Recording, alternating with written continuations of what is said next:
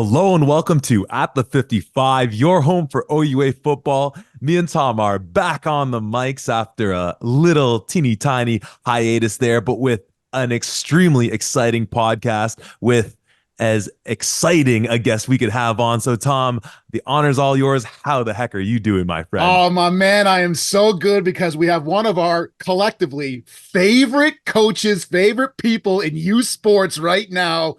The head coach for the Waterloo Warriors, Chris Bertoia, joins the pod. How you doing, Coach? What's up, brothers?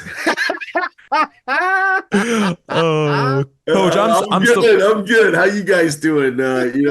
Keeping busy over here. Spring camp's all done. Exams are done, and it's 2024, and we're still undefeated. So, man, life's good. Life's good. Everyone's working hard. So, we're doing well. Lots of things going on at the University of Waterloo coming up this weekend. Starting this weekend with the Team Ontario top 90s for the U14s, U16s, and U18s.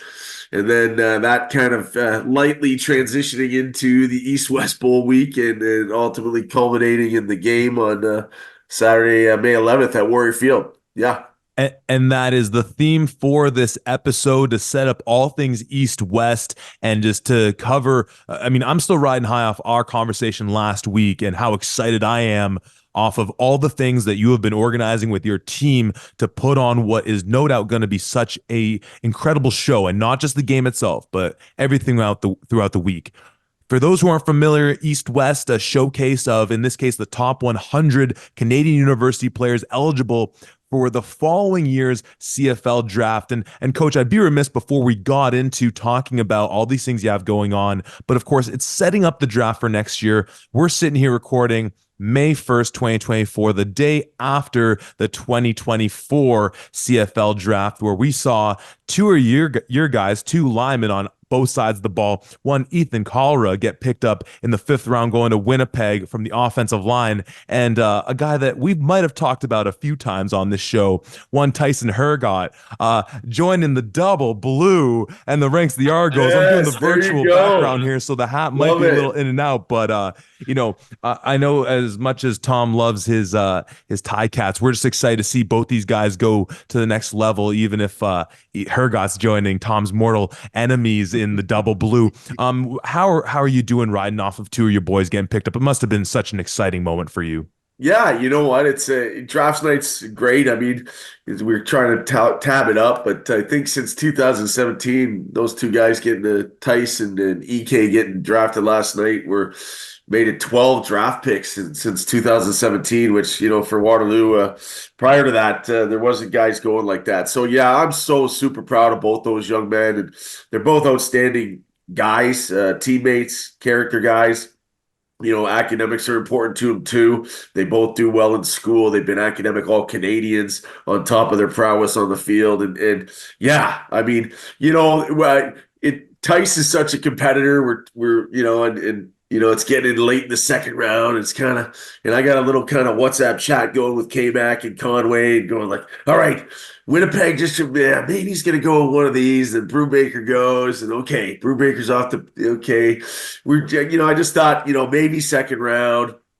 And then he got picked by the Argos, and then that was great. And Tice is such a competitor. He wanted to go earlier, but he's just ecstatic at the opportunity. And obviously being in Toronto, an hour down the road, parents being able to go to games, all that good stuff. I mean, it's a pretty sweet pick for him. And I know the Double Blues got great plans for him. My old buddy, Mickey Donovan, the special teams coordinator there, he said he's pretty stoked to have him. Obviously, Tyson's a big body guy that can run. So from a special teams perspective, there's certainly going to be a place for him. And he can flat out get after the passer. So I think there's going to be, you look at what Toronto does and Robbie Smith's there and stuff. I think Tyson's going to have a real opportunity. And I think it's with the CFL, it's all about fit, right? It's all about fit sometimes. So I think it's a good fit for him. And then EK, he went a little sooner than I thought. And I mean, that's, if he listens to this, he's going to be, God, Bert, but 5th round, 40th overall, I was so ecstatic. He's a tough SOB. started from day one here. 2019 was his freshman year, and we plug and played him as a 19-year-old out of St. Andrews College and at right tackle. We had a really good O-line going at that point in time with the Curtis twins and Greg Brand and Spencer Andrews. Arguably, we definitely were a top 3 O-line in the OUA, and this freshman comes in.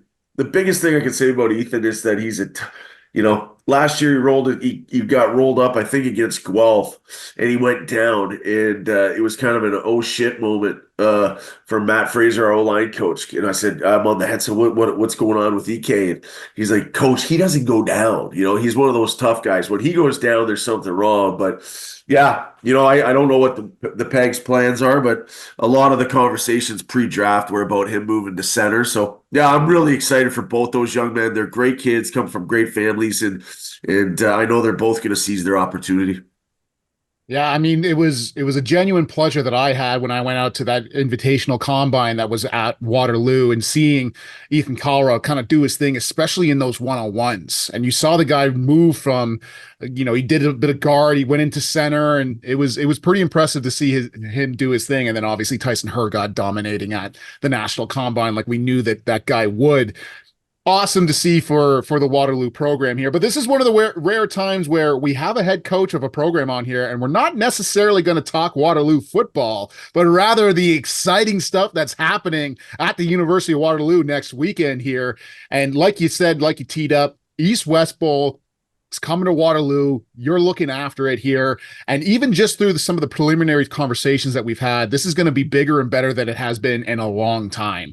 Walk us through some of the things that are going on here for the folks who are excited about this or who don't even know what the hell's going on at Waterloo. Yeah. Well, we don't want to we always want to under promise and over deliver at Waterloo. So, I won't give everything away from the week, but yeah, it's been a lot of work and certainly, the game, I'm glad it's at Waterloo. I did an interview earlier today and they talked about a bidding. There wasn't really a bidding process. Usually the big dogs who have stepped up before, like the Westerns and Lavals of the world, were certainly interested, but Laval was putting in a new field and the Western had a whole bunch of stuff going on and there just wasn't availability from a field perspective.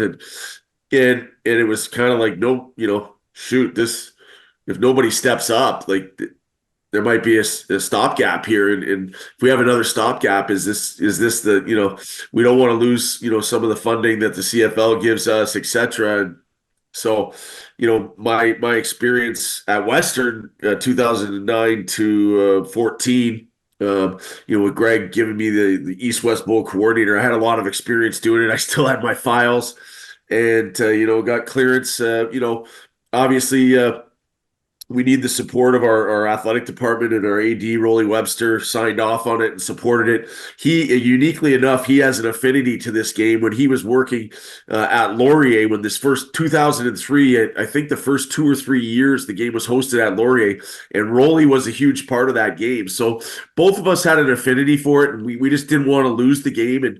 And so we went forward with it. So lots of planning goes into it, and obviously budgets go into it, and we're really excited for it. It's been planes, trains, and automobiles, booking stuff, trying to get guys here from all over the country, and it's certainly exciting times. The nice thing about the game, and you guys already prefaced it with the third-year guys or guys going into their draft eligible year for next year's CFL draft. This is kind of the big start. Like the process has always started because once you're on the field, you're always being evaluated and the film is there. But this is kind of, the 12-month process has started. And I don't know exactly the number, but 47, I know 47 guys got drafted from U Sports teams last night. And I think 39 or 40 of those guys were in the East-West Bowl last year. So if you talk about the importance of the game and the value of the game and the quality of the players that are coming to this game, I think that speaks volumes to it. So, super excited to get things rolling, and we got a great week planned. Obviously, it's condensed and super intensive. We want to make sure that all these fine student athletes have a great experience at the University of Waterloo, and that's our job to provide that experience so that they go away feeling great about the East-West Bowl experience and really just build, it's not that it was lost, but just, we want to make sure that this continues to be a game and one of the highlights of the U Sports calendar year, even though it's kind of pseudo out of season. But we want this game to be, I mean, you guys are both former players. This game didn't exist when I was playing with leather helmets. So, but it's, we want it to be a game where high school guys are committing to schools and they're going to like, hey, am I going to get an opportunity am I going to get an opportunity to be able to, go to the East-West Bowl, so it's kind of one of those scenarios. So we want to make it an important game. And I think it's going to be great. Obviously, we're crossing our fingers that the weather's good because when it's sunny and 20 degrees out, that's a heck of a day to go watch football. And hopefully we get some good weather and enough of this rain. So, yeah, really excited for the week. And yeah, I don't, there's lots of little things going on. Not sure if you guys want me to just keep rambling or you kind of want me to break the week down. What do you guys want to do here? Well, Coach, you were mentioning the transition or the connection with the performance of players from last year's East-West and how that translated into the draft this year. Tom was spot on in being at the combine that you were hosting about a month ago or so, seeing those reps and then seeing how, when you compare it to the East-West numbers, it gives you a sense of players and their trajectory. Is the guy improving from some of those numbers? How is it tracking? And obviously that progress doesn't have to be linear. Sometimes something comes up, but it is a great metric. And so let's dive into the week because that combine is Tuesday, but as well, there's the free agent CFL. Pardon me, not the draft, but the free agent. I'm mixing my words here, but free agent CFL free agent camp, free agent camp. So let's start at the beginning of the week with some of those events, the combine and the camp, because these are events that, as you said, thinking back to our time when me and Tom were playing, not as prevalent on the radar, and you're really bolstering up all these events. So let's start there at the front end of the week. Okay. Yeah. So, Monday's a travel day. Everyone's kind of plane, trains, and automobiles, coaches included. All told, right now, crossing our fingers as there's multiple U Sports teams still currently doing spring ball. All told, right now, we got 102 guys coming into the game, 102 student athletes. And I believe 46 coaches between head coaches and assistant coaches. The goal is for everyone to arrive. Some coaches are coming in later in the week, Tuesday, Wednesday. But the goal, we have an orientation meeting Monday night, about 8:15, 8:30, and we get things rolling. And then Tuesday morning, 9 to 12.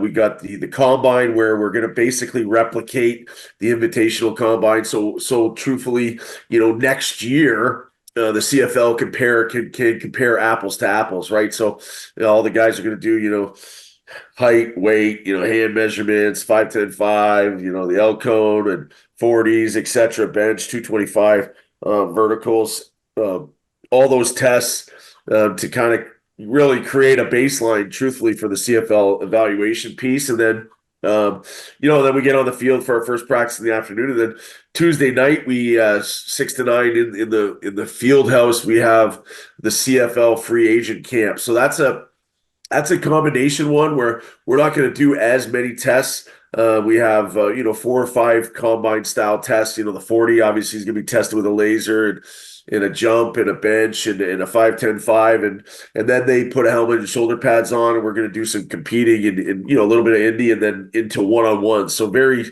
similar to what happens at the CFL style combines as well, all being videoed. Right now, obviously CFL camps, rookie camp, I believe, starts the 8th, which is the following day. But right now it's great. We've there's 7 of the 9 CFL teams are going to be present on Tuesday, and 5 of the 9 CFL teams are going to be present all week. So even though their camps are starting, their scouting personnel and player personnel guys, including, I got to give a shout out to Ted Gavaya from Winnipeg. He's a true blue U Sports guy. Teddy G is going to be coaching the running backs. He's going to be there for the whole week, so he's actually integrating himself into it while he evaluates players too. So credit to him. His affinity to U Sports. Yeah, and then Wednesday. Wednesday's kind of a meat and potatoes day. Get a lot of work done. Thursday, another meat and potatoes day, and then Thursday night we brought back the East West Bowl banquet, which we're able to do that, and be able to put that on from very grateful from a contribution from the LIT group, the Lang Innovation Team, Mr. Stu Lang stepping up and supporting it to ensure that student athletes are having a great experience. So thank you to Stu Lang and the LIT group, Bill Brown and Sarah Garrett for their leadership on that, and them also helping out with kind of some ideas leading up. We met a few times, prefacing the East West Bowl week and playing on some of the ideas, because they do have great ideas. So credit to them for supporting me in taking this on, but also financially helping out with that banquet to enhance the participants' overall experience of the week. And that banquet's going to be neat. We got Mike Hogan from the Double Blue, the Argos manager of communications there with the Argos. Hoagie's great MC, and he's going to MC it. We got Enoch Mwamba coming as a keynote speaker. Couple other potential special guests showing up, trying to put, we got, we're going to make it a nice night for the fellas and for the coaches. Just try to change it up from the cafeteria food and just kind of give them a little respite, and then kind of give them the night off after from meetings and such, and just add to the value of the week. And then Friday we got the coaches clinic, and that's huge because the lineup is crazy, and I'll tweet out or X out, whatever the hell it is, kind of the lineup, but we're doing on-field drills with the East team, and they all come out, and the O-line will do some drills, and the running backs and the LBs, and all being videoed, and all the clinicians can watch these specific indie drills for development. Then the West team comes out for an hour, and then after that I'm super stoked for at 5 p.m. the first kind of classroom session is in one of our big auditoriums, and moderated by Michael Falds. We've got the 4 conference championship head coaches, including Marco Idaluca, the Vania Cup championship coach. So Coach Idaluca, Coach Marshall from Western, Coach Waterman from St. FX, and Coach Nill will all be front stage sitting on chairs. And we're doing an open mic Q&A session. And so that's going to be a pretty sweet start to the clinic. And all told, we have, I believe, 14 head coaches out of the 27 head coaches speaking at this clinic. Glenn Constantine is doing an hour presentation on defensive line play. I mean, are you kidding me? We got the legend of East West Bowls back. Now he's coaching at UBC but we got Double D, Dan DeRazio coming to coach the O-line, but DeRazio's also doing a presentation as well. Shoot, if you're listening to this, it's next Friday, May 10th, and it is a nominal fee, $75. And you can do a coaches group of 4 for $240. Essentially get, paying for three guys and getting one in for free for a coaching staff. I mean, if you want professional development in the Canadian game, this is the marquee coaches clinic going on, and we're so happy to be able to put that on. And I want to give some credit to Coach Falls, who's obviously stepped up. Him and Coach Kevin McNeil are kind of facilitating and organizing, and I give credit, Coach K-Mac's done a great job in organizing things, and Mike's helped out with organizing and getting guys to speak, and they're emceeing the clinic, those two. So credit to Mike, for helping out with the programming and coming across the street and helping us run this East West Bowl Coaches Clinic too. Mm-hmm. And if you didn't get a sense Oh my God, is there going to be a lot of stuff that you want to be around during this entire week here? Not to mention as well, for a lot of people who may not have seen it or not, you get a chance to actually check out the unbelievable facility that you guys have to work with. That field house is top grade. I'd put that up against anything else in the country here. Like I said, I had a chance to see that in the CFL Combine. So even just that itself, but then also the wealth of knowledge from all the coaches that are coming and some of the star-studded lineups that you just kind of went over here. My question kind of comes back to this. We've seen some other East-West bowls in the past that have been lackluster, let's say. Don't want to call anybody out specifically, but might have something to do with one of the shirts that I'm wearing here for our YouTube listeners. Yikes. But they would be really easy, especially for someone like yourself to just say, yeah, I'll host the East-West. I'll do the bare minimum here. We'll get you guys practices, whatever, and then we'll do the game and we're out. But you're going above and beyond in all of this stuff.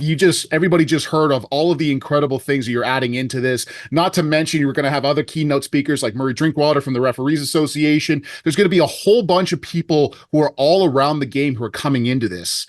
Yeah. What's your motivation for doing this up and doing it as big as it's going to be here? Well, before I get to that, I did forget, and I'd be remiss not to talk about. We are also doing a women's coaching internship as well. We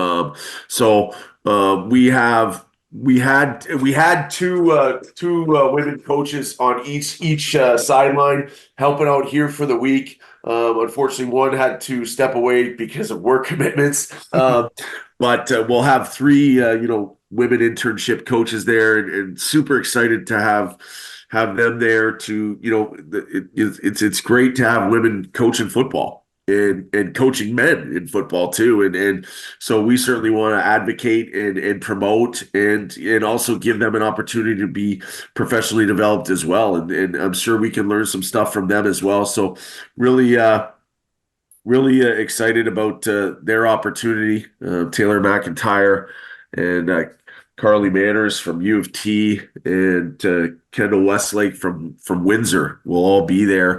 McIntyre is from McMaster. So yeah, super excited. I'd be remiss also not to give a shout out to Miss Marianne Vaughn, assistant to the head coach at the University of Waterloo, myself, a retired professor. She will be all over the East-West Bowl, being an ambassador for U Sports and a representation of Waterloo as well. So I can't forget Miss Marianne.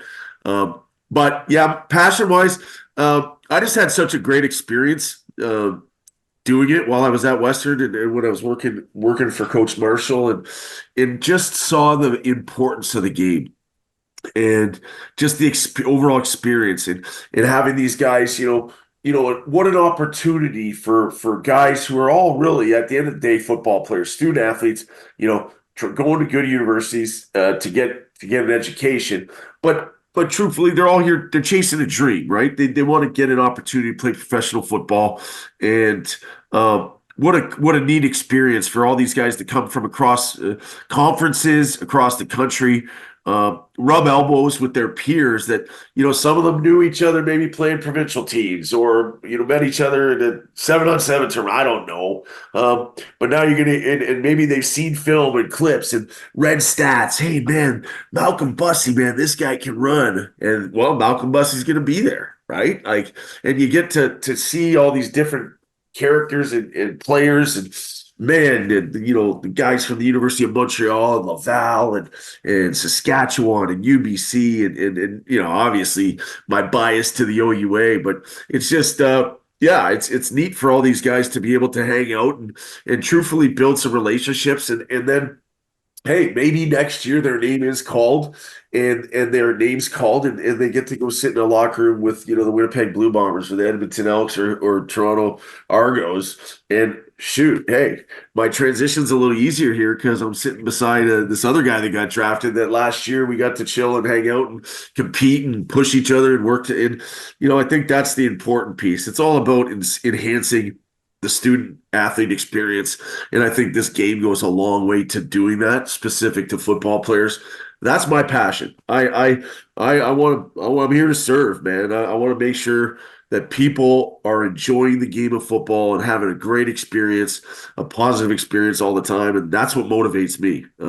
I want people to go away, feeling better about themselves and enjoying an experience. And if it means there's got to be a bunch of hard work involved, which there is, and it's not just me. It's Coach K-Mac, it's Coach Conway, it's our athletic department, Rolly Webster, and down, our SID, Magner, like you name it. There's so many people that are involved. We're gonna run a home game. We're not treating this like an exhibition game. We got on the broadcast, we got Adam McGuire, we got Matt Jack, and we got Deshaun Stevens. We're The going Holy with Trinity. three. Okay. All-star lineup in the booth. Yeah. And, we're running a game. We're doing promotions. We're doing giveaways. We got Domino's Pizza Truck. We got a beer garden. That's right. Oh. Okay. We're trying to make it a real deal thing, and so that everyone has a great experience. And ultimately, that's what it's about. It's about, these guys coming and competing. And obviously, from a selfish perspective, they want to represent themselves and do a great job. Then they next want to represent the school and that they play for and go to, and then they want to, and ultimately they're representing U Sport and building our brand to continue to grow, so that more and more guys get opportunities to fulfill their dreams in the CFL and in the NFL now, right? And certainly with what happened with the two UBC lads, it was great. Last year, my boy Tyrell Ford getting an opportunity with the Packers. Like, all of these things matter. Youth sports football is outstanding, and it's getting better and better, and we want to put that on display. And so those are ultimately the things that get me fired up and motivate me to want to host this, and in turn motivates the people that are an extension of my arms, that are part of my staff and a part of our university, a great athletic department, that they understand what's important, and so that's why we're doing it. I mean, if you haven't already bought your ticket listening to this right now, I don't know what the hell is preventing you, because this is the best sales pitch you could get. And Coach, what I love so much about what you're talking about as far as how this event pulls together athletes from across the country, from sea to sea, and Tom and I, we share that OUA bias with you. And what's so great is that this hopefully gives an opportunity to quell some of those debates of which of our leagues may pump out the best talent, but that camaraderie piece. And when you pair it with the red-black game as well, it's that other sort of touch point of being able to say we were together at red-black, you're together at the East-West through those battles all the way to the CFL. And the last thing I want to ask you about, kind of bringing back to what you just talked about there, Tom was asking about just what makes this event so special for you, and just the idea of putting U Sport football back on the map. Me and Tom, with the platform we have, so often are crying to the heavens, trying to do whatever we can, and we share so much of your passion of trying to put a bigger spotlight on these athletes, and a lot of that has to do with, well, the media exposure that comes with things. And we know that it's been a few moons since we've had the type of exposure that we all beckon for, when whether it was the score or things like that.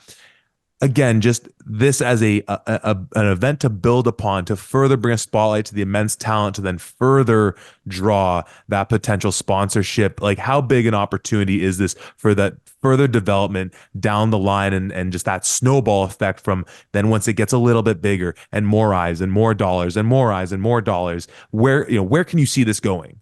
Well, I think that's it's brand recognition, and it's just about telling our story, really, and getting, all we need is one corporation, one television network to just have a little bit of belief, right, and give us that opportunity again, and understanding that there's a cost to everything. It always comes down to budgets, but it's important to get that exposure, and it's important for us to get, whether it's this game, starting with this game, get this game on TV, but just get our brand of football, whether it's the OUA, RSEQ, AUS, or Canada West, on national television. It's great that CBC is doing the national semifinals and the Vanier, and that's a step in the right direction. Let's keep building on that. But we got to be pros. We got to show that we're capable of putting on great events, and that's an important piece. And I think it's a credit to you guys too. You guys are going to be there all week. At Persevere is going to be there all week. These things are like piggybacking, and it's like a frog jumping and jumping, and all we're just trying to ascend. And the more notoriety we can get out there, the more clicks in the eyes. Not that I'm a click guy, but it's all that stuff matters, and it's being relevant. And I think that's important because football is a popular sport. We know that. I mean, shoot, I don't want to misquote, but I've heard multiple times that, right now women's flag football is the fastest growing sport in North America. I mean, shoot, so that just tells you that, the game is awesome. Well, obviously, I have an affinity for it, as you two do. But it's there's so many things that got to come together, but we got to keep these things, the good things that we do, like the East-West Bowl. We absolutely have to keep these events going, and each year we just got to get 1 or 2% better. I mean, you'd like to take leaps and bounds, but at the end of the day, you got to be realistic, and you got to have the support from not only athletic departments, because all the athletic departments got to support their football programs to send their play. There is a cost to this, right? But we got to get the support like we did from the LIT group, and try to keep building on that type of stuff to enhance, the event. And I think doing some of these different things along with the event help to, magnify things. So yeah, we'll see how it goes. I mean, I know everything's not going to be perfect, but we're going to try our damnedest. That's for sure. Yeah, and I'm such a believer in exactly like what you just talked about here, that all this sport really needs is just a proper platform. The amount of people that I have spoken to over the years who have all said, I fell in love with U Sports football when I was watching it on The Score with Tim McAuliffe. And when it had a national spotlight like that, Saturdays at 1:00, you're seeing the game of the week, how many people tuned in for that? And it's so we could get back to that. We just need a proper platform here. And I think everything that you're doing with this East-West Bowl, we're going to be there. Like you said, we want to support this as best as humanly possible. We're going to give more coverage to a single event than I think At the 55 has ever done before, which I'm very, very excited about, but really just highlighting some of the incredible stuff that you are doing, and that I know you may not say it, but you guilt tripped a whole lot of coaches across the country here to come on down to Waterloo, and they're all coming, baby. They're all coming. Coach, Yeah. You can't say no to Coach Burt. So I am so damn excited for everything else that's coming up here, man. I better back up that beer store truck.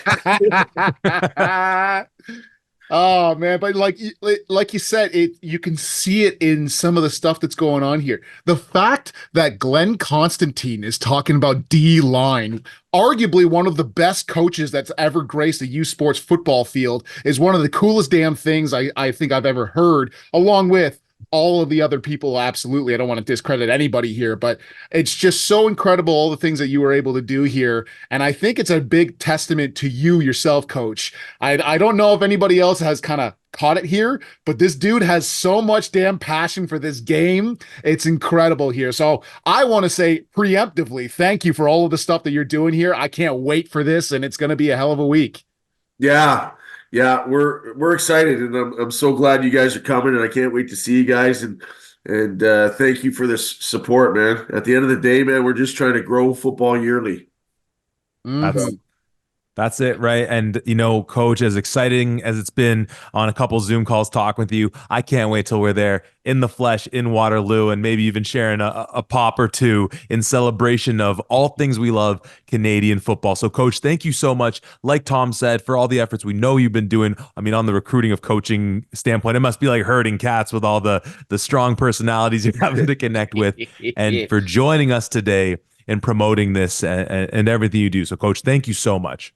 Yeah, my pleasure. Thanks for having me on, guys. And if you're listening out there, come attend the game. It's going to be great. There's all Canadians, you name it, President's Trophy winners. There's There's so much talent on the field. It's going to be amazing, and these young men need your support.